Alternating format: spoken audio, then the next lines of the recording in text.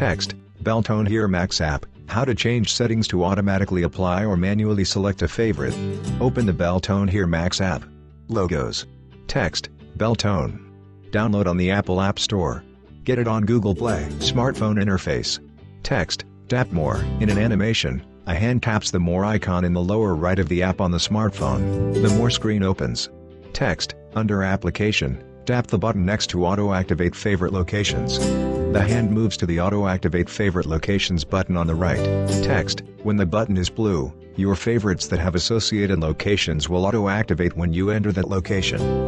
The button is tab style with a blue background. When the button is white, you will have to manually select your favorites, even if there is an associated location. The button background switches from blue to white. Logo, Beltone. Text, learn more at www.beltone.com. Copyright 2017. GN Hearing Care Corporation. All rights reserved. Trademarks.